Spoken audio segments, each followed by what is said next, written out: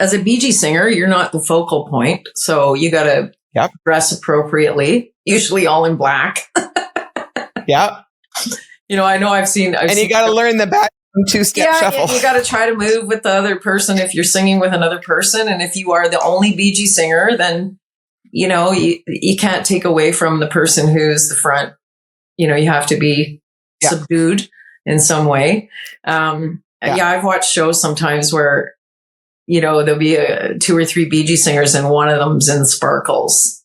It's like, why are you wearing sparkles? My eye keeps going to you and it shouldn't be, and blending, you have to know focus. It's all, and then vocally, changing it up to blend with the other people you're singing with, the other Bee Gee singers, or if it's just you, just blending with that person that you're singing with. Like they might have, I've sang with people with so many varying different sounds and the way they sound like different, but I can blend with all of them. Welcome to the Vocal Lab. I'm Sarah Ramsey, and this show aims to pull back the curtain on the entertainment industry, where veterans give up-and-coming artists some of the information they wish they'd had when they were just starting out. Sort of a music industry primer, if you will. I am so glad you're back with us today.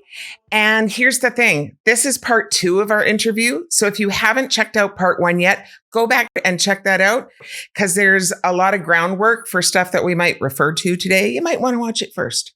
So check that out and then come back and join us and let's get going. I remember one New Year's Eve having I think 12 different rooms on New Year's Eve. Yeah. And making sure everybody was where they were supposed to be, that their planes landed okay and in Grand Prairie, and oh my God. Yeah. I remember that year. I was so stressed out, but I didn't have to be. Nothing happened. Everything went off without a hitch and everything was great, but I was nervous, Yeah. Yeah. Yeah. Well, and more recently, you've been working with Arthritis Research Canada and doing lots of charity work. But I'm sure that not only the musical stuff, but all the business skills that went into booking rooms, those parlay across as well, right? Oh, totally. Do you want to talk a little bit about your charity work? Yeah. I got involved because good friends of mine, he's on the board. Mm-hmm. And he thought that I might be a good fit. And also Mike, he suffers from arthritis. He's like the bionic man. He's had his knees done, his shoulders done, and just recently his ankle. So I'm close to it. I know what arthritis can do, and it's terrible. Like we need a lot more research, and we need people to be a lot more aware. And also it's Arthritis Research Canada. It's not the Arthritis Society of Canada. There's 2 different. Yeah, we're totally different. It's Arthritis Research Canada. I will link it in the show notes. Perfect. That would be awesome. Yeah. Anyway, it's fun. I mean, we put on a gala every year and it's I look forward to it. I provide the entertainment. Well, everybody, we actually do since COVID. When we were doing Zoom, we decided to keep doing Zoom, which has worked out really well.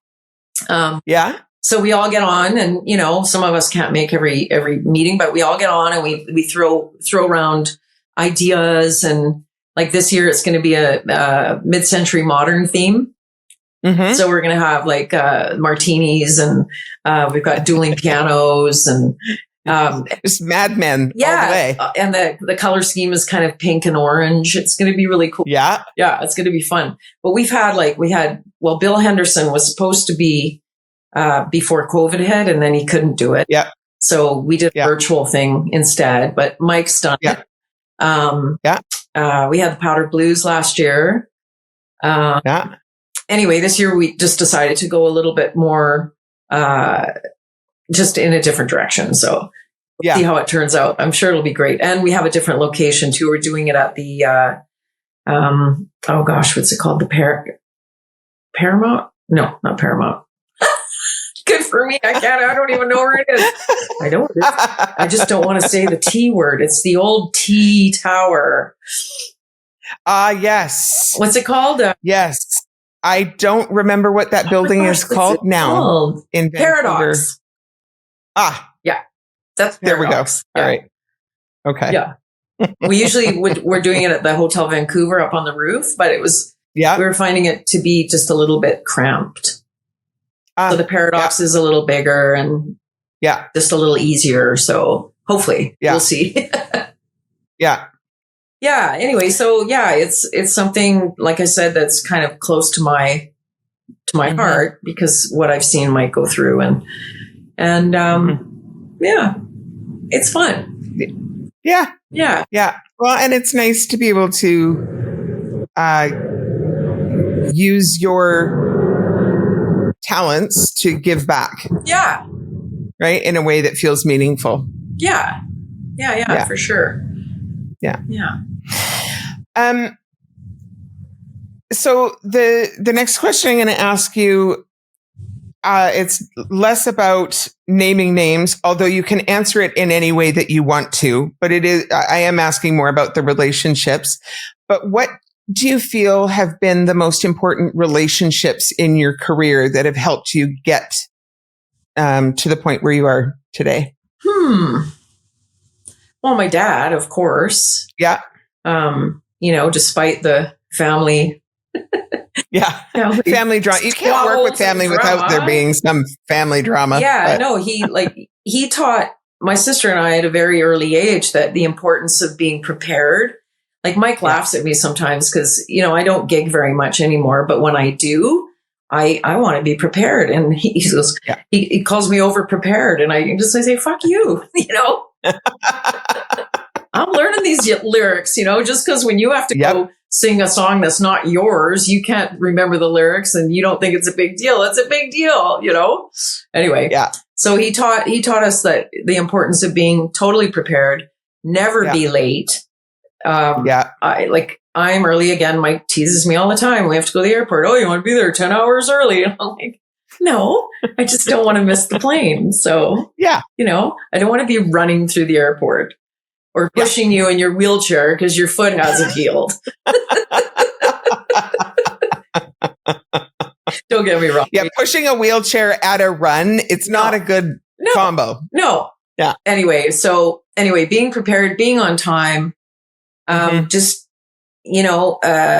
bringing your A game every time. You can't do music halfway. If you do, then don't do it. You know what I mean? Yeah. So, singing, everything, keep yourself in shape. Like you have to, it's like any other muscle in your body.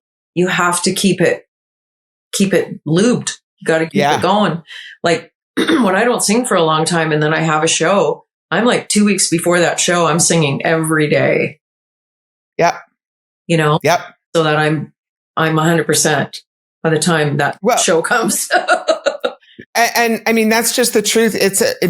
It's a muscle, and it's with disuse, the flexibility in that muscle is reduced. Yeah. And just like with any other muscle in your body, if you want that flexibility, you have to use it on a regular basis. Yeah. So being prepared, being on time, just bringing your A game every single time. So my dad, my mom, my mom's amazing. She got her doctorate in psychology or philosophy, I guess, in her 50s. Wow. Yeah. She went to night school for years just to get her, to get an education. Because, she was an amazing singer and she was doing television and everything when my dad and her met. But, when she had 2 baby girls, at 21, she wasn't singing anymore. My dad didn't want her singing. And, so when they got divorced, she decided to start taking some night classes and then she stuck with it. And then she was a professor at the Jacksonville State University in Alabama. For years. And anyway, she just always taught me to nothing is impossible. And you're never too old or too anything to not try. Yeah. You know?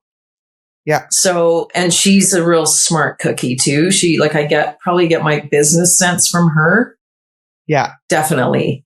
Like, I was running my own band when I was 23, 24 in Winnipeg.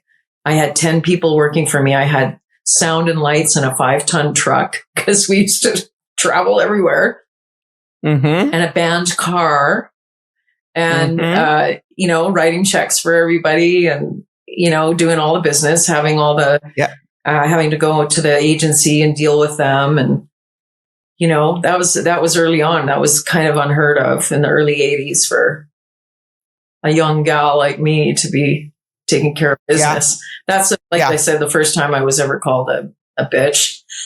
And I quickly laughed it off and thought, hey, if I was a guy, I'd be like, this crazy business guy, young business guy, right? Yeah. Yeah. So, with so much drive. My dad and my mom were super instrumental in, I guess, pretty lucky for sure having them. And then my grade 8 choir teacher who chose me to be in a small choir. I will never forget that. And I'm so grateful to her that she actually made me realize that I could be a singer, and I got that changed the trajectory of everything. Yeah. And the thrill of people really enjoying what you're doing and feeling like you're connecting and that stuff. So, yeah. Oh, and my Auntie Margaret, my mom's sister, Peggy, so this is going way back. I was like 7 or 8 years old when we lived in Toronto, and she made me learn Petula Clark's Downtown and sing it to her in her living room. I don't know how she got me to do it, but I remember it so vividly because I think it was like the thing, no, I don't want to be a singer kind of thing. I knew way back then, but I could sing harmony. And so she encouraged me. She's like, no, you can sing. I want you to learn Downtown. You're going to sing it for me in 2 weeks or whatever it was. So I stood in front of her big console, the old record players with the big wooden thing with the speakers. And I stood in front of her thing and I sang, they played it on, they had a record, put the record on, and then I sang along to it to her. And that piece around hearing harmony as a young child. Yeah. I find that fascinating. One of my kids, so all 3 of my kids are musical, but one of them could pick out harmony from a very young age. The other ones, they could sing melody and they could match pitch and they heard it, but they didn't hear harmonies. But one of my twins, she just, she would sing harmony to everything from young. My dad has an old, like, reel-to-reel tape of Crystal and I singing a song called A Sunbeam. And Crystal's singing the melody and I'm singing the harmony. I was 3, she was 4. Wow. My mom has an amazing ear for harmony, and I think I got it from her because my dad can't sing harmony to save his life. Really? No. You can teach him the part, but and my sister Crystal too, like, you can teach her the part, but they always tend to go back to the melody. Yeah. And they have to really concentrate to, like, stay in the in the harmony zone. Yeah. It's kind of funny. Yeah. And I mean, this segues actually beautifully into my next question, which is, you've worked a lot as a backup singer with other artists, and working as a Bee Gees singer is an art unto itself. You want to talk about the skills required for being a great Bee Gees singer and how that differs from being a lead singer? Well, as a Bee Gees singer, you're not the focal point, so you got to dress appropriately, usually all in black. I know I've seen you got to learn the back 2-step shuffle. You got to try to move with the other person if you're singing with another person. And if you are the only Bee Gees singer, then, you can't take away from the person who's the front. You have to be subdued in some way. I've watched shows sometimes where, there'll be 2 or 3 Bee Gees singers and one of them's in sparkles. It's like, why are you wearing sparkles? My eye keeps going to you, and it shouldn't be, and blending, you have to know focus. It's all, and then vocally, changing it up to blend with the other people you're singing with, the other Bee Gees singers, or if it's just you, just blending with that person that you're singing with. Like they might have, I've sang with people with so many varying different sounds and the way they sound like different, but I can blend with all of them. And I think that's from singing karaoke tracks for years. I used to go in the studio, and Sound Choice, I think, was the name of the company. And then there was another company after that I can't remember what they were called, but I'd go in and I'd do like Cyndi Lauper, Girls Just Want to Have Fun, and then like several more songs. And then all of a sudden I'd be singing like Cher, Gypsies, Tramps, and Thieves. And you had to kind of sound a lot like you had to be a chameleon. The original artist. Like the actual artist. And then stack all the background vocals around it. And then on the tracks, I guess they would put the lead vocal on one side or something. So you could, either have it or not have it. And you had to sound like the person. So, So I've been lucky to be able to be a bit of a chameleon. Yeah. And I think those skills of blending, I mean, both visually, like you say, don't pull focus. But the blending of sound as a background singer, I think it's also not always what people think. It's not just, I need, to be more nasally, or I need to be more dark. A lot of it is, so much of it actually is about, we need to make the same vowel shapes at the same time. All of it. Yeah. Yeah. And I think that people who don't do it actually don't hear it that way, because it's not a thing that when you're the lead singer, you don't have to think about any of that ever. You sing it the way you sing it, and everybody else adjusts to you. And as a backup singer, you don't ever sing it the way you sing it. You adjust to them. Yeah, exactly. Yeah. And hopefully you can see them a little bit. Yes. Hopefully you can. At some point at rehearsal anyway, so you can, you know what you're doing. Yeah. Yeah, exactly. Yeah. And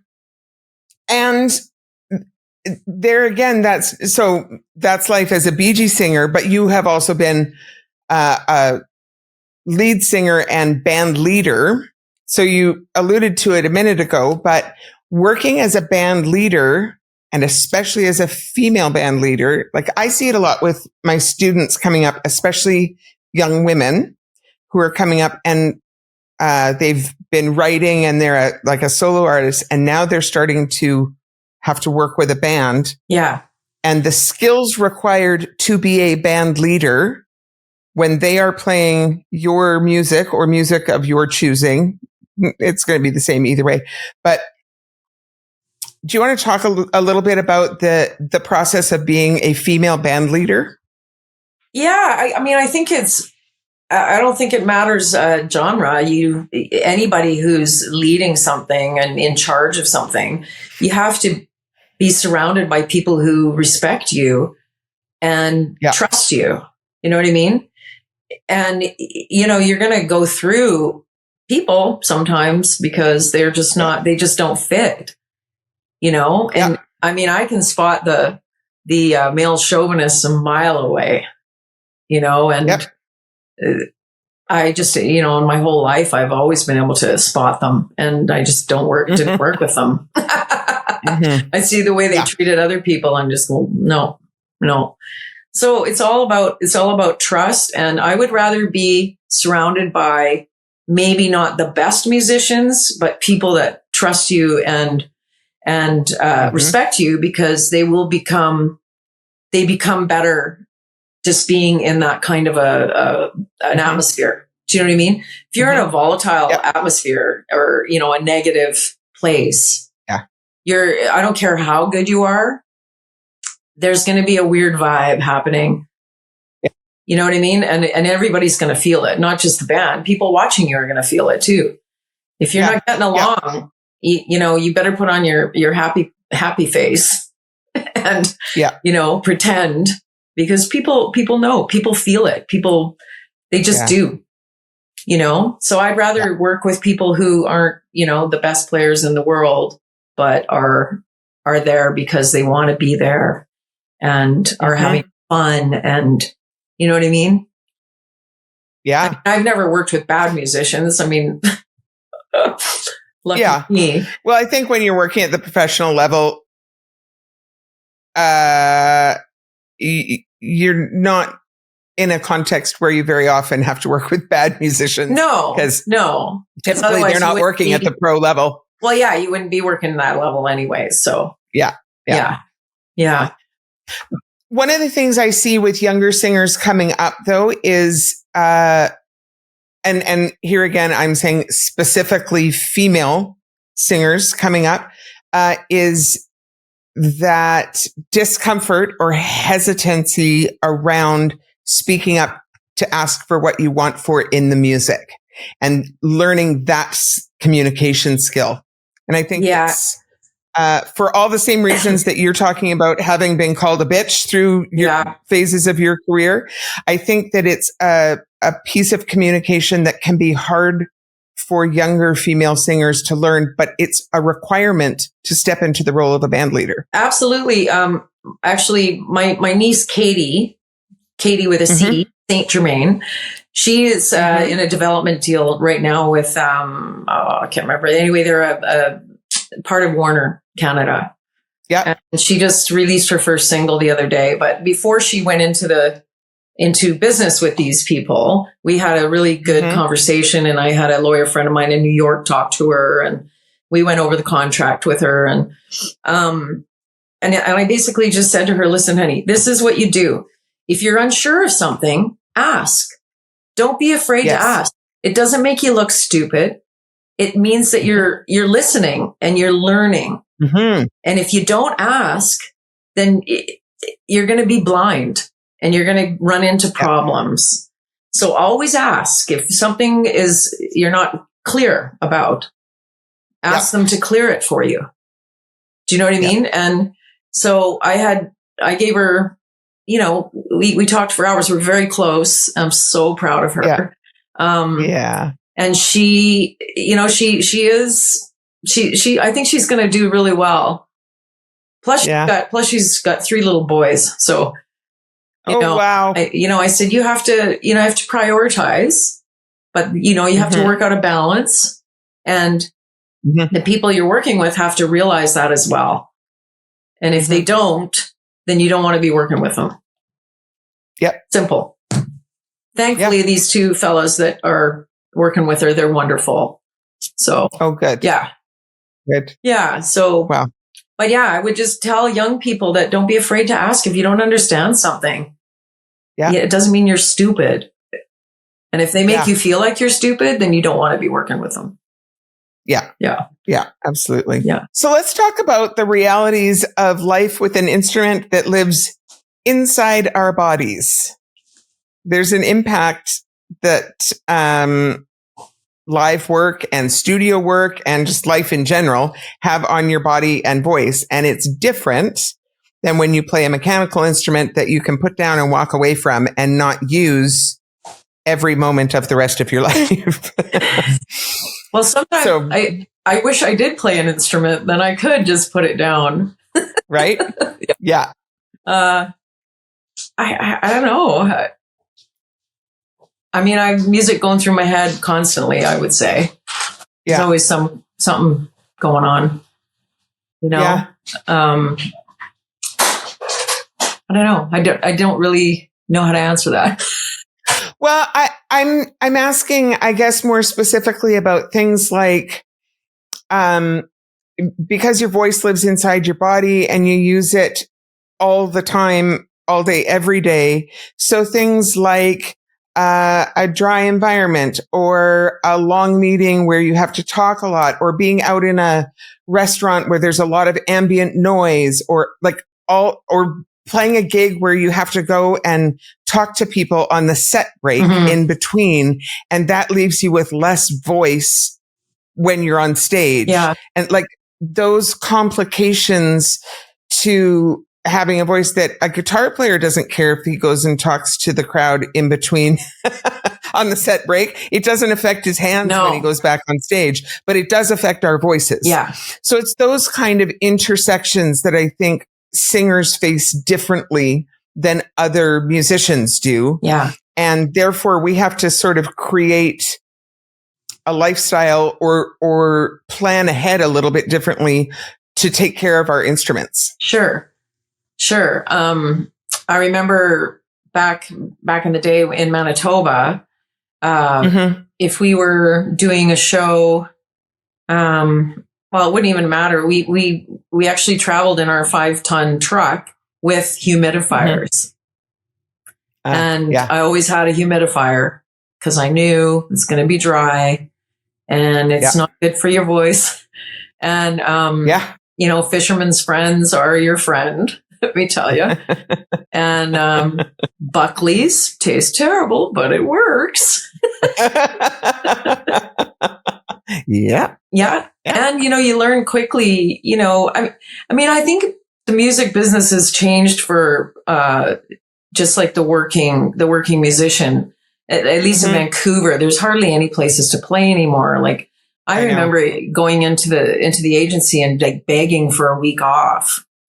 We would work so much. Honestly, there were times when we played 7 days a week. And a few times we did 4 weeks in a row. We did 2 weeks at Richards on Richards, then 2 weeks at the Soft Rock Cafe on 4th Avenue in Vancouver. 28 nights in a row. Yeah. And then you'd have, good Lord. Then you'd have maybe 3 days off or 4 days off, and you'd do a Thursday, Friday, Saturday at some other club the next week. Yeah. Like just no time to recover your voice at all. And, you know, again, like you learn that in between sets, you go in that back room and you hide out. You don't go and talk to your friends and drink. You know, you get that water and you keep drinking water. And then maybe at the end of the night, you can have a drink, but you know, until then, forget it. But, you know, nowadays in Vancouver anyways, those situations don't even exist. No. You know, how do you get good? Well, I mean, this is the challenge, I think, here is like I see it with students coming up and they'll play a show, but with a few rare exceptions, a lot of the students that I have that are coming up at that point in their career, they are playing a show maybe once every 2 months, like one night every 2 months. And they don't have the opportunity to be playing more than that because the rooms don't exist in Vancouver to be playing more than that. I have one student alumni who plays a solo gig. So it's her and her guitar and her loop pedal. And she has a solo thing that she does. And she's the only one that I know. And she will play probably easily 20 nights out of the month because she goes and plays little pubs. Because and she's a one-man show. There's no other band members. So, and she plays all over the Lower Mainland and Fraser Valley, all over the place, sometimes 2 places in one day. But she's literally out of my whole student body and student alumni. She's the only one I know of that works like that.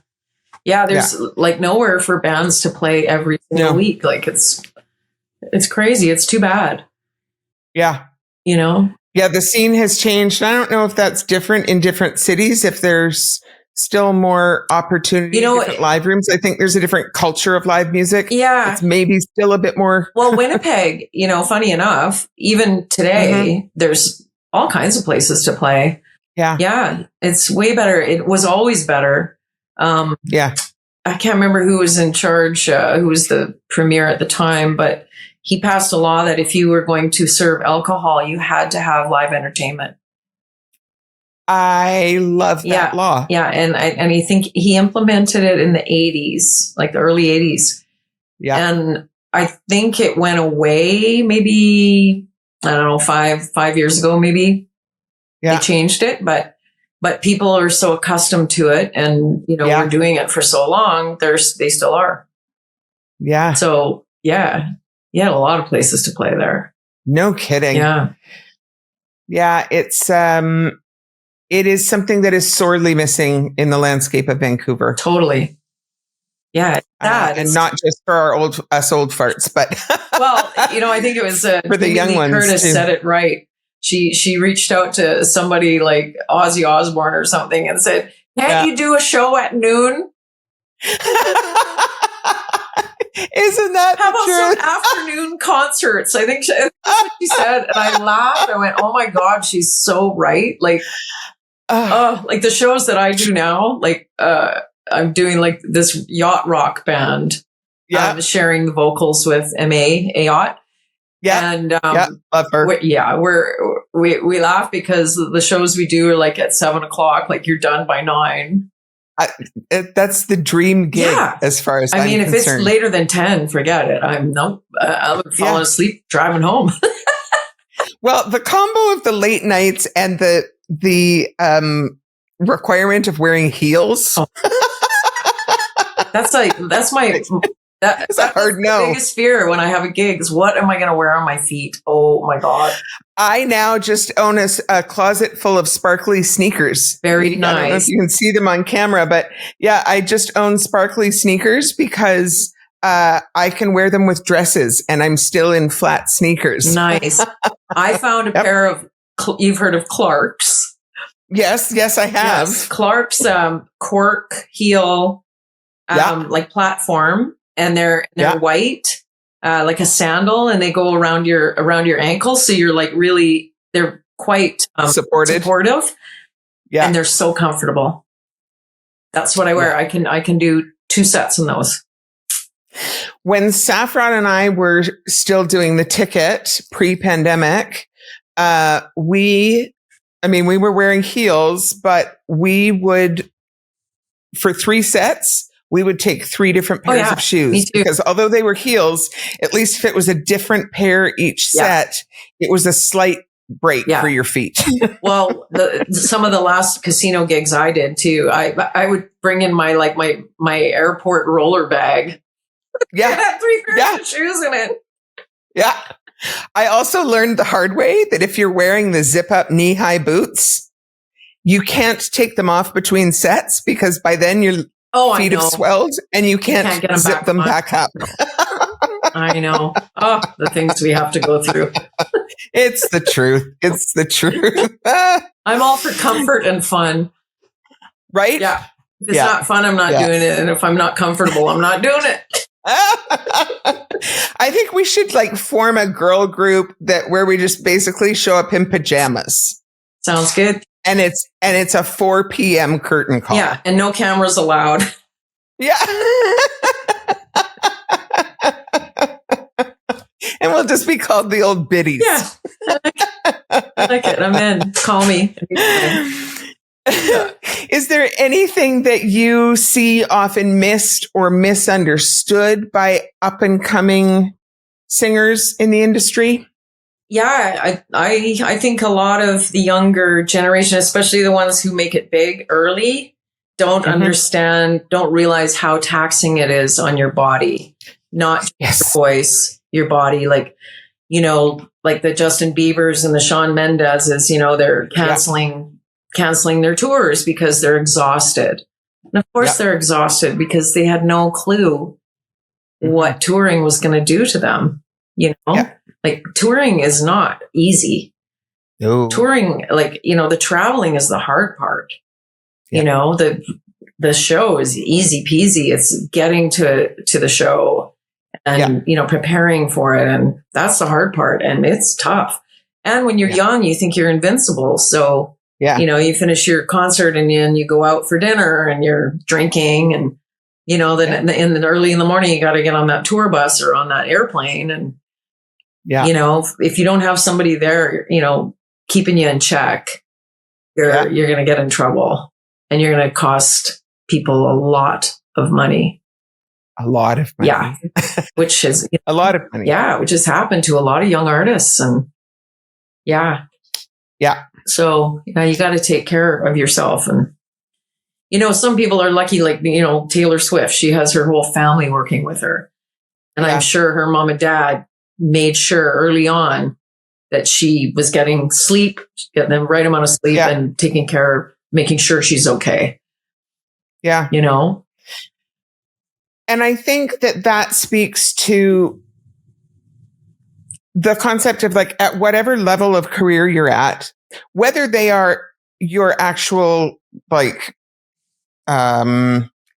work team, your management team and your whatever, or whether they're just like your support people in your life.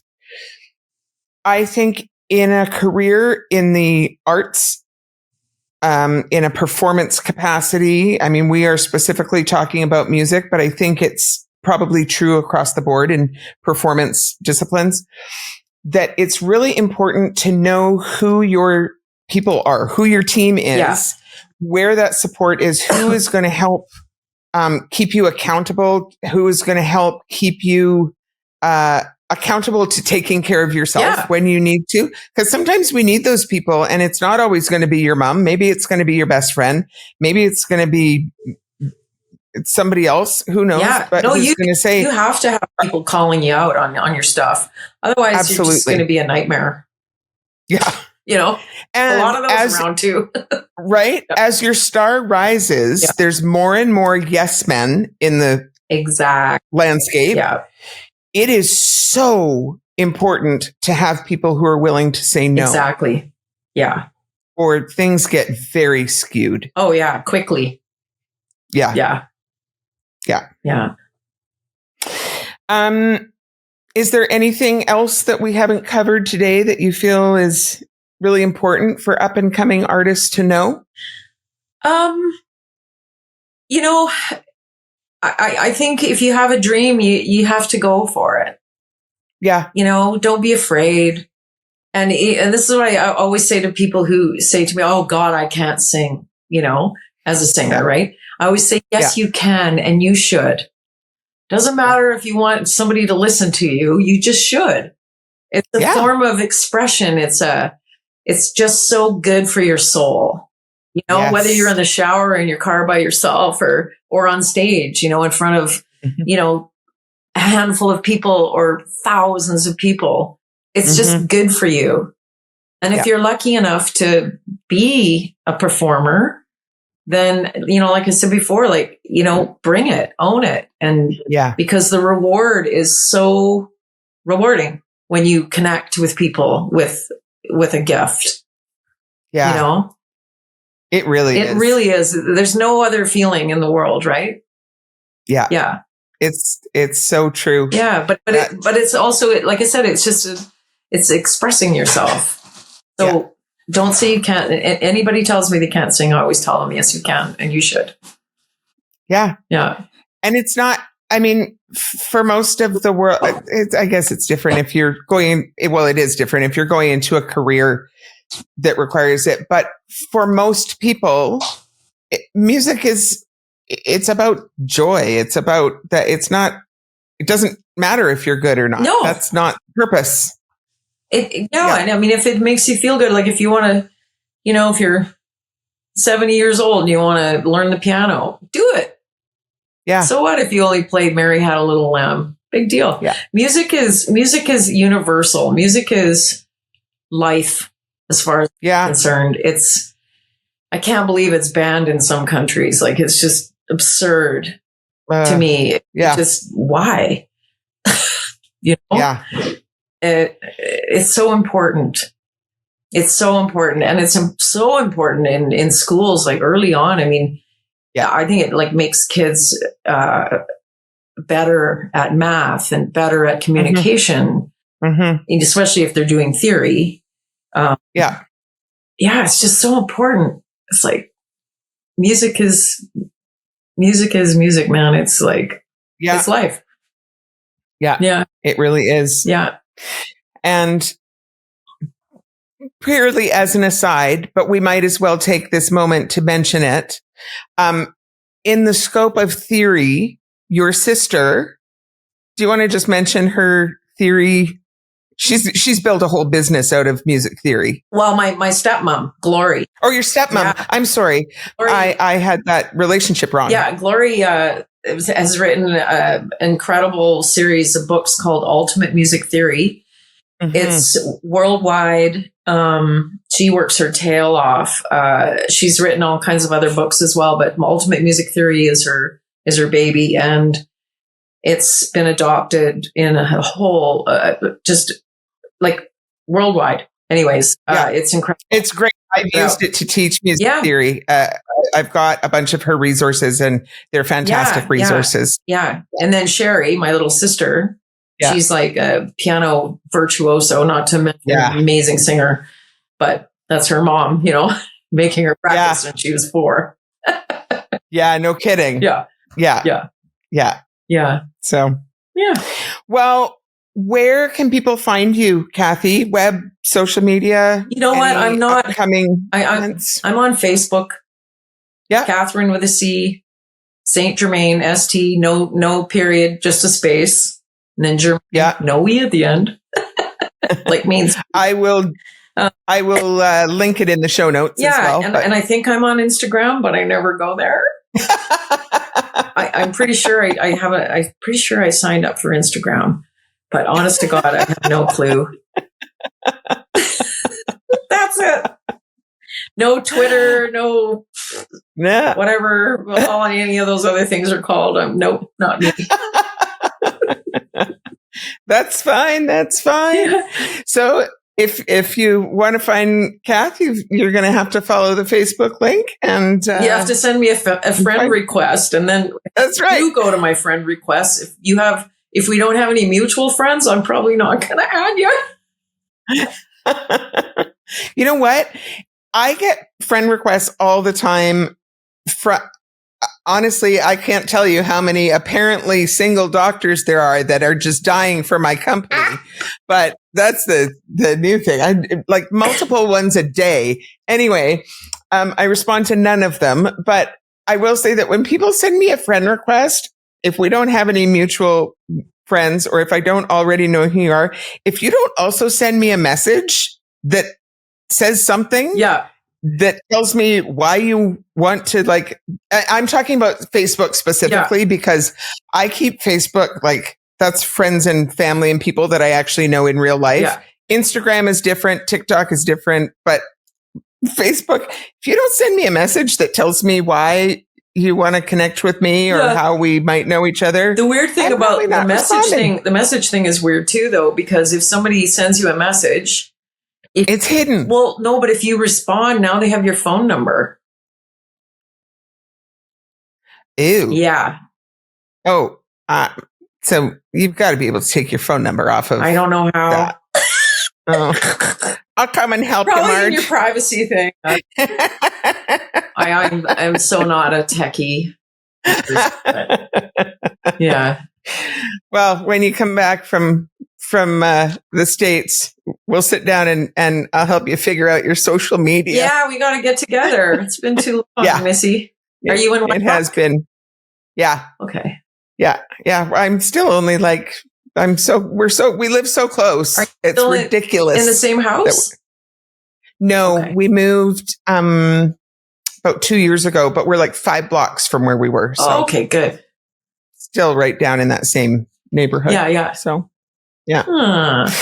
Anyway, Cath, I really appreciate you joining me today. This has been great to sit down and talk about all the things together, and I appreciate your time. And this has been great sitting down and talking through all this stuff together. Thanks for having me, honey.